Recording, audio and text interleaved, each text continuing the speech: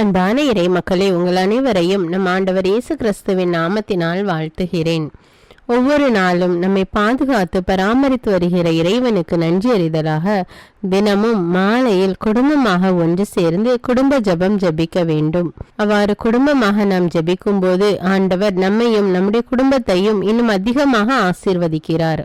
இதுவரை நீங்கள் குடும்பமாக ஒன்று கூடி ஜெபிக்கவில்லை என்றால் இன்று முதல் குடும்ப ஜெபம் ஜெபித்து இறையாசீர் பெறுங்கள். தந்தை, மகன், தூய ஆவியாரின் பெயராலே ஆமீன். திருச்சிலுவை அடையாளத்தினாலே எங்கள் தீயவர்களிடமிருந்து எங்களை மீட்டருளும். எங்கள் இறைவா, தந்தை, மகன், தூய ஆவியாரின் பெயராலே ஆமீன். இறைவா, எனக்கு உதவியாக வாரும். ஆண்டவரே, எனக்கு உதவி செய்ய விரைந்தருளும். தந்தைக்கும் மகனுக்கும் தூய ஆவிக்கும் மாட்சிமை உண்டாவதாக. தொடக்கத்தில் இருந்தது போல் இப்பொழுதும் எப்பொழுதும் என்றென்றும் இருப்பதாக ஆமேன். திருப்பாடல்கள் 103. நெஞ்சே, நீ ஆண்டவரை வாழ்த்துவாயாக. என் அகத்துள்ளதெல்லாம் அவரது திருப்பெயரை வாழ்த்துவதாக. என் ஆன்மாவே ஆண்டவரை வாழ்த்துவாயாக. என் ஆன்மாவே ஆண்டவரை வாழ்த்துவாயாக. அவர் செய்த நன்மைகளையெல்லாம் மறவாதே. என் ஆன்மாவே ஆண்டவரை வாழ்த்துவாயாக. அவர் உன் பாவங்களையெல்லாம் மன்னிக்கிறார், உன் நோய்களையெல்லாம் குணமாக்குகிறார், உன் உயிரை அழிவினின்று மீட்கிறார், அருளாலும் இரக்கத்தாலும் உன்னை சூழ்கிறார். என் ஆன்மாவே ஆண்டவரை வாழ்த்துவாயாக. நன்மைகளால் உன் வாழ்வை நிறைவுபடுத்துகிறார், கழுகுகளின் இளமையைப் போல் உன் இளமையை புதுப்பிக்கிறார். என் ஆன்மாவே ஆண்டவரை வாழ்த்துவாயாக. நீதியின் செயல்களை புரிகிறார் ஆண்டவர், துன்புற்றோர் யாவருக்கும் நீதி வழங்குகிறார். மொய்சனுக்கு தம் வழிகளை வெளிப்படுத்தினார், இஸ்ரவேல் மக்களுக்கு தம் செயல்களை விளங்க செய்தார். என் ஆன்மாவே ஆண்டவரை வாழ்த்துவாயாக. ஆண்டவர் இரக்கமும் கருணையும் உள்ளவர், சினம் கொள்ள தாமதிப்பவர், ஏராளமான காருண்யம் கொண்டவர், ஓயாமல் கடிந்து கொள்பவர் அல்ல, முடிவின்றி கோபம் காட்டுபவர் அல்ல. என் ஆன்மாவே ஆண்டவரை வாழ்த்துவாயாக. நம்முடைய பாவங்களுக்கு ஏற்றபடி நம்மை தண்டிப்பதில்லை, நம் குற்றங்களுக்கு தக்கபடி நமக்கு ஆக்கினை இடுவதில்லை. என் ஆன்மாவே ஆண்டவரை வாழ்த்துவாயாக. ஏனெனில் வானுலகம் பூ உலகத்திற்கு எவ்வளவு உயர்ந்துள்ளதோ அவ்வளவுக்கு அவர் தமக்கு அஞ்சு நடப்பவர்களுக்கு தயவு காண்பிக்கிறார். மேல் திசைக்கும் கீழ்த்திசைக்கும் எவ்வளவு தூரமோ அவ்வளவு தூரத்திற்கு நம் பாவங்களை நம்மிடமிருந்து அகற்றியுள்ளார். என் ஆன்மாவே ஆண்டவரை வாழ்த்துவாயாக. தந்தை தன் மக்களுக்கு இறங்குவது போல் ஆண்டவர் தமக்கு அஞ்சுகிறவர்கள் மேல் இரக்கம் காண்பிக்கிறார். ஏனெனில் அவர் நம்முடைய நிலைமையை நன்றாய் அறிந்திருக்கிறார். நாம் தூசிக்கு சமம் என்று அவருக்கு தெரியாமல் இல்லை. என் ஆன்மாவே ஆண்டவரை வாழ்த்துவாயாக. மனிதனின் வாழ்நாள் புல்லை போன்றவை, வயல்வெளிகளின் பூக்களைப் போல் காற்றடித்ததும் அது வதங்கி விடுகிறது, இருக்கிற இடம் தெரியாமல் போய்விடுகிறது. என் ஆன்மாவே ஆண்டவரை வாழ்த்துவாயாக. ஆண்டவருடைய தயவோவெனில் அவருக்கு அஞ்சி நடப்போர் மீது என்றென்றும் நிலை நிற்கும். அவருடைய நீதியோ அவருடைய உடன்படிக்கையை கடைபிடித்து அவரது கற்பனைகளின்படி நடக்க அவற்றை நினைவு கூறும் தலைமுறைகள் மீது நிலைத்திருக்கும். என் ஆன்மாவே ஆண்டவரை வாழ்த்துவாயாக. ஆண்டவருடைய வார்த்தையை கேட்டு அவருடைய சொற்படி நடக்கும் ஆண்டவரின் வல்லமை உள்ள தூதர்களே, அவரை வாழ்த்துங்கள். ஆண்டவருடைய திருவுளப்படி நடக்கும் அவருடைய ஊழியர்களே, அவருடைய சேனைகளே, அவரை வாழ்த்துங்கள். என் ஆன்மாவே ஆண்டவரை வாழ்த்துவாயாக. ஆண்டவருடைய சகல படைப்புகளே, அவருடைய ஆளுகை செல்கிற இடமெங்கும் அவரை வாழ்த்துங்கள். என் ஆன்மாவே ஆண்டவரை வாழ்த்துவாயாக. என் ஆன்மாவே ஆண்டவரை வாழ்த்துவாயாக. தந்தைக்கும் மகனுக்கும் தூய ஆவிக்கும் மாட்சிமை உண்டாவதாக. தொடக்கத்தில் இருந்தது போல இப்பொழுதும் எப்பொழுதும் என்றென்றும் இருப்பதாக ஆமீன். திருத்தூதர் பணிகள் அதிகாரம் 21. பவுல் எருசலேமுக்கு செல்லுதல். நாங்கள் அவர்களை விட்டு பிரிந்து கப்பல் ஏறி நேராக கோசு தீவு வந்தடைந்தோம். மறுநாள் நாங்கள் ரோதுக்கும் அங்கிருந்து பத்தாராவுக்கும் சென்றோம். அங்கு பெனிசிய நாட்டுக்கு செல்லும் கப்பல் ஒன்றை கண்டு அதில் ஏறி பயணம் செய்தோம். வழியில் சைப்ரசு தென்பட்டது. அங்கே போகாமல் அதன் இடப்புறமாக சிரியா சென்று பின் தீர் நகரை அடைந்தோம். அங்கே கப்பலில் உள்ள சரக்கு இறக்கப்பட்டது. அங்கு சில சீடர்களை தேடி கண்டுபிடித்து அவர்களோடு 7 நாள் தங்கினோம். அவர்கள் தூய ஆவியால் தூண்டப்பட்டு பவுலிடம் எருசலேம் செல்ல கப்பல் ஏற வேண்டாம் என கூறினர். அந்த நாள்கள் முடிந்த பின் நாங்கள் புறப்பட்டு சென்றோம். அவர்கள் அனைவரும் மனைவி மக்களோடு நகரின் எல்லை வரை எங்களை வழியனுப்பி வைக்குமாறு வந்தார்கள். கடற்கரையில் நாங்கள் முழந்தால் படியிட்டு இறைவனிடம் வேண்டினோம். பின் ஒருவரிடம் ஒருவர் பிரியா விடை பெற்று கொண்டு கப்பலில் ஏறினோம். அவர்கள் அவரவர் வீடுகளுக்கு திரும்பி சென்றார்கள். நாங்கள் தீர் நகரிலிருந்து எங்கள் கடல் பயணத்தை தொடர்ந்து தாளமாய் வந்தடைந்தோம். அங்குள்ள சகோதர சகோதரிகளை வாழ்த்தி ஒரு நாள் அவர்களுடன் தங்கியிருந்தோம். மறுநாள் நாங்கள் புறப்பட்டு செசரியா வந்தோம். நற்செய்தி அறிவிப்பவரான பிலிப்பின் வீட்டுக்கு சென்று அவருடன் தங்கினோம். அவர் திருத்தொண்டர் 7 ஒருவர். அவருக்கு திருமணமாக 4 பெண் மக்கள் இருந்தனர். அவர்கள் இறைவாக்குரைத்து வந்தார்கள். நாங்கள் பல நாள்கள் அங்கு தங்கியிருந்தோம். அப்போது அகபு என்னும் பெயர் கொண்ட இறைவாக்கினர் ஒருவர் யூதேயாவிலிருந்து வந்தார். அவர் எங்களிடம் வந்து பவுலின் இடைக்கச்சையை எடுத்து தம் கைகளையும் கால்களையும் கட்டி கொண்டு, இந்த கச்சைக்குரியவரை எருசலேமில் யூதர்கள் இவ்வாறு கட்டி பிற இனத்தாரிடம் ஒப்புவிப்பார்கள். தூய ஆவியார் தாமே இப்படி கூறுகிறார் என்றார். இவற்றை கேட்டதும் நாங்களும் அவ்விடத்தாரும் பவுலை எருசலேமுக்கு செல்ல வேண்டாம் என கெஞ்சி கேட்டுக்கொண்டோம். அதற்கு பவுல் மறுமொழியாக, நீங்கள் அழுது ஏன் என் உள்ளத்தை உடைக்கிறீர்கள்? நான் ஆண்டவர் இயேசுவின் பெயருக்காக எருசலேமில் கட்டப்படுவதற்கு மட்டுமல்ல, சாவதற்கும் தயார் என்றார். அவரை நாங்கள் இணங்க வைக்க முடியாது போகவே ஆண்டவரின் திருவுளப்படி நடக்கட்டும் என கூறி பேசாமல் இருந்து விட்டோம். இந்நாள்களுக்கு பின்பு நாங்கள் பயண ஏற்பாடுகளை செய்து எருசலேமுக்கு சென்றோம். செசரியாவிலிருந்து சீடர் சிலரும் எங்களுடன் வந்தனர். சைப்ரசு தீவை சேர்ந்த தொடக்க கால சீடரான மினாசோவின் வீட்டில் நாங்கள் விருந்தினராக தங்குமாறு அழைத்து செல்லப்பட்டோம்.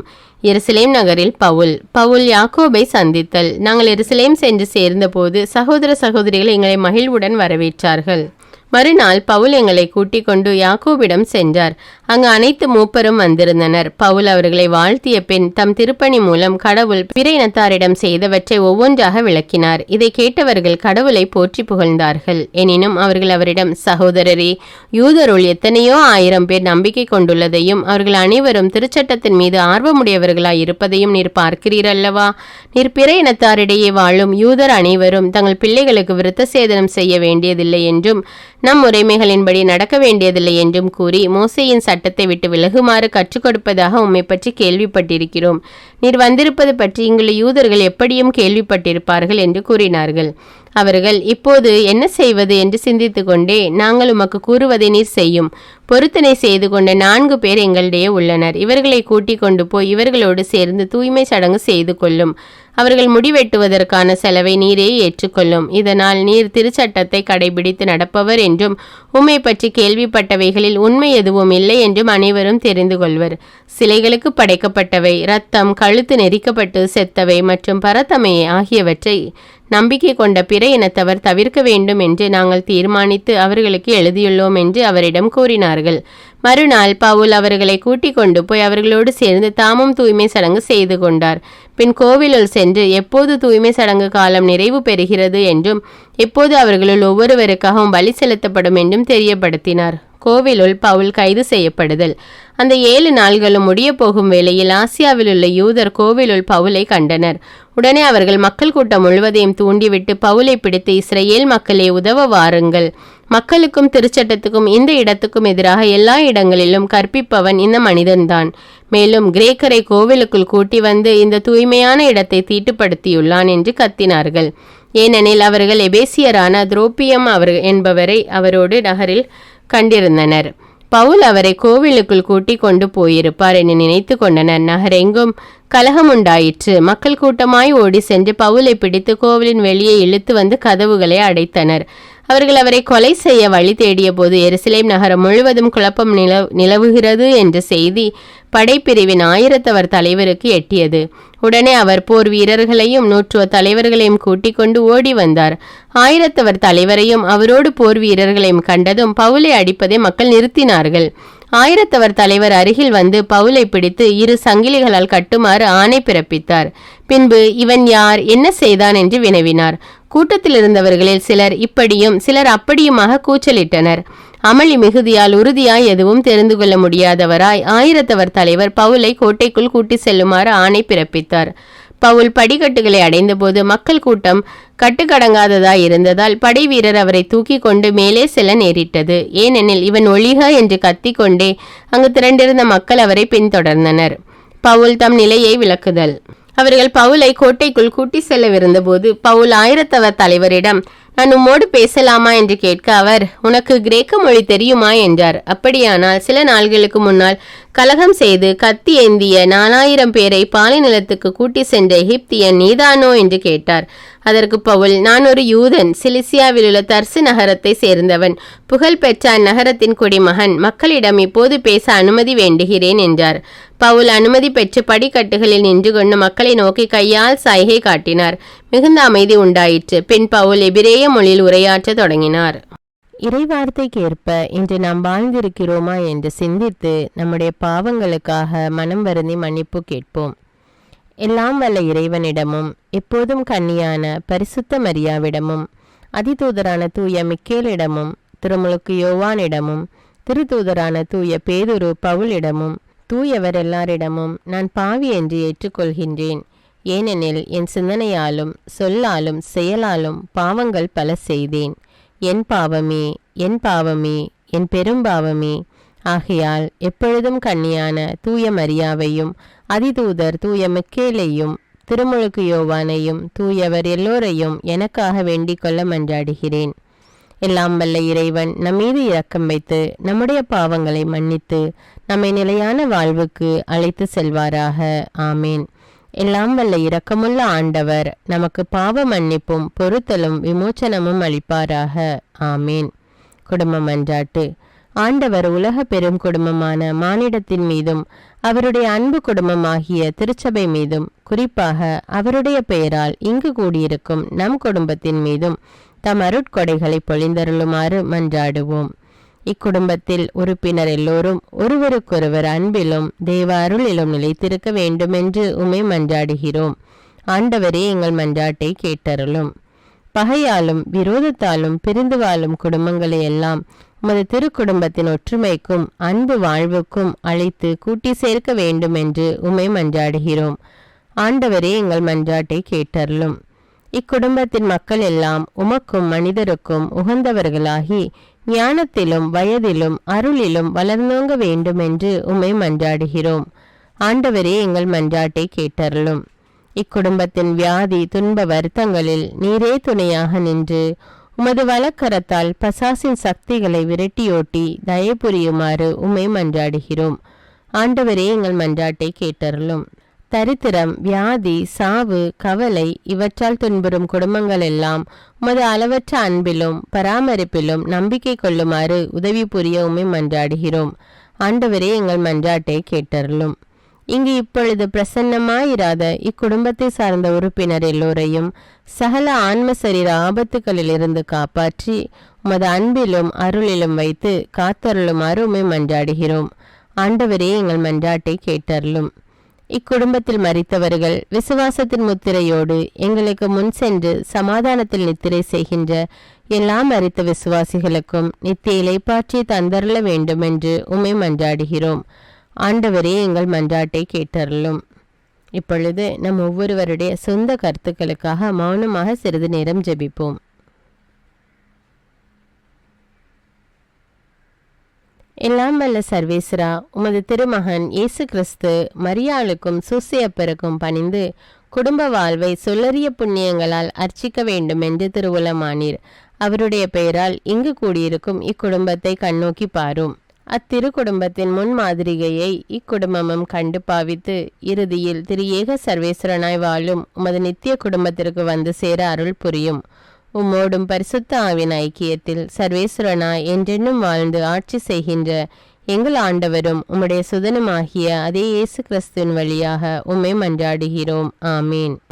இயேசு வாழ்ந்து இறந்தார் என்பது நற்செய்தி அல்ல, அவர் இறந்து உயிர் தெழுந்து இன்றும் வாழ்கிறார் என்பதே நற்செய்தி.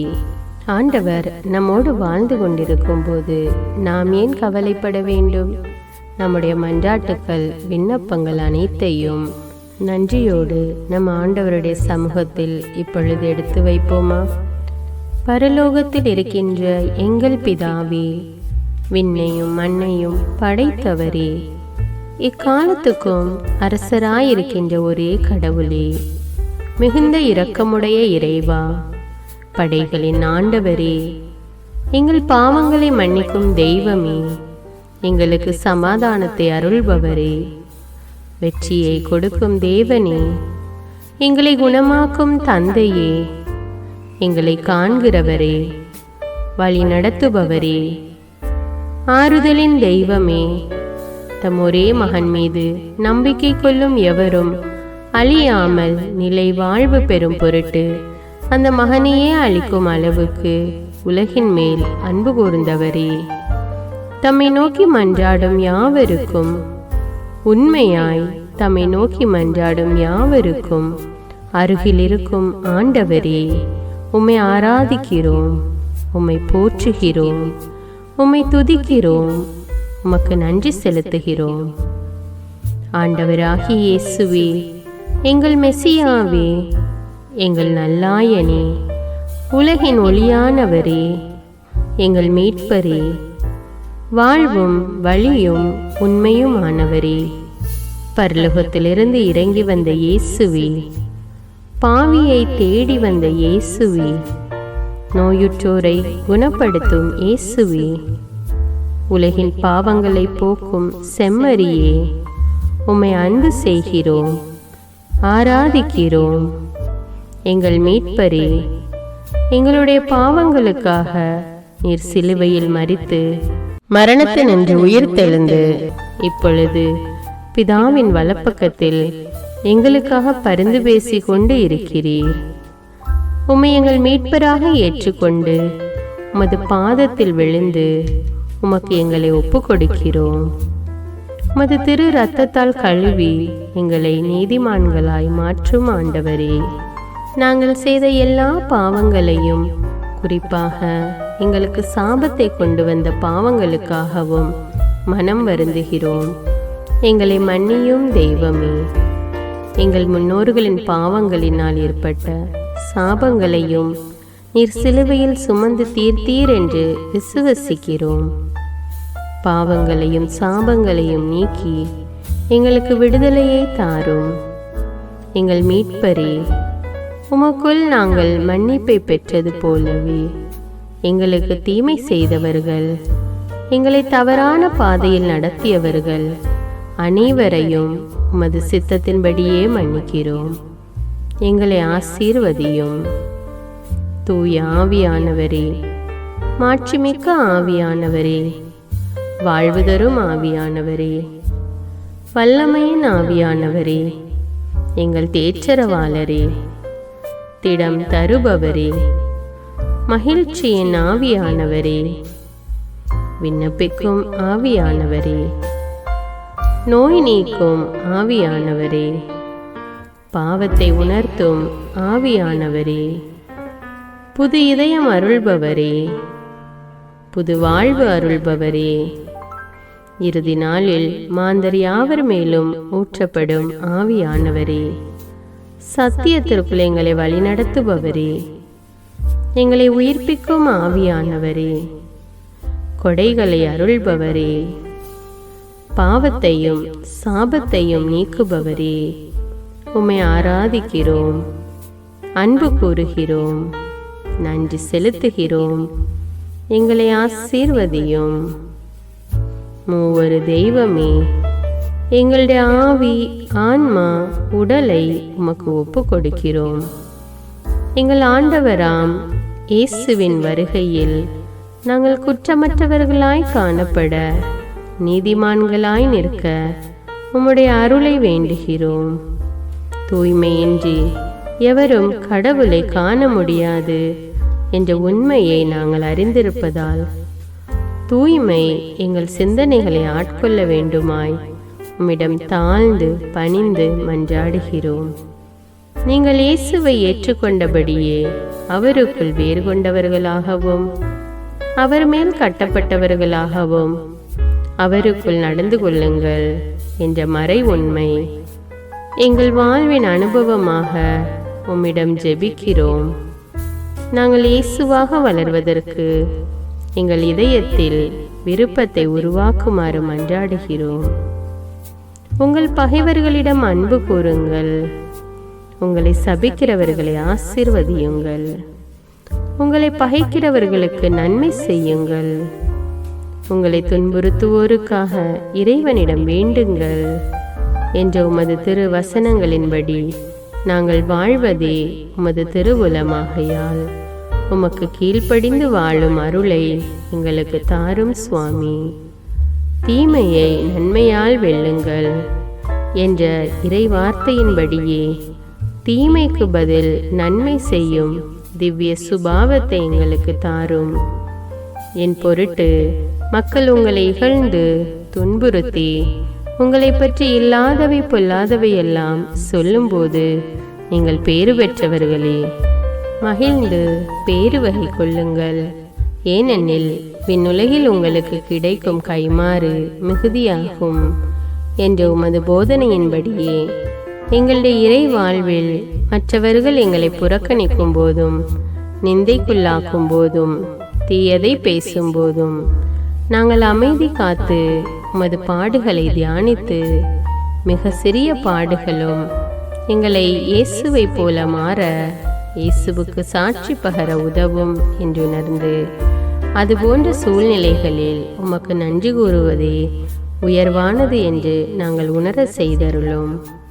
இயேசுவே, கடவுள் வடிவில் விளங்கிய நீர் உம்மையே வெறுமையாக்கி அடிமையின் வடிவை ஏற்று மனிதருக்கு ஒப்பானீர்.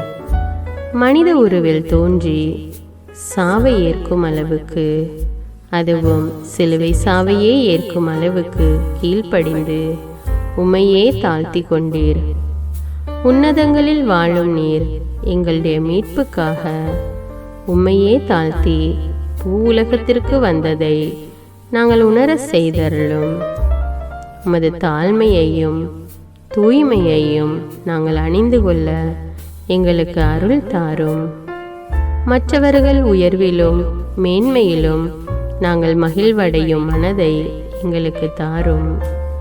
பிதாவின் திருவுலத்தை நிறைவேற்றுவதே என் உணவு என்றுரைத்த இயேசுவே, பெருமையையும் சுயநீதியையும் எங்களிடமிருந்து நீக்கி தேவ நீதியை எங்களுக்குள் வைத்தருளும். மற்றவர்கள் எங்களுக்கு என்ன செய்ய வேண்டும் என்று நாங்கள் விரும்புகிறோமோ அதையே அவர்களுக்கு செய்ய வேண்டும் என்ற உமது போதனைக்கேற்ப மற்றவர்களுக்கு நன்மை செய்யவும் உதவவும் கொடுக்கவும் எங்களுக்கு உதவியருளும்.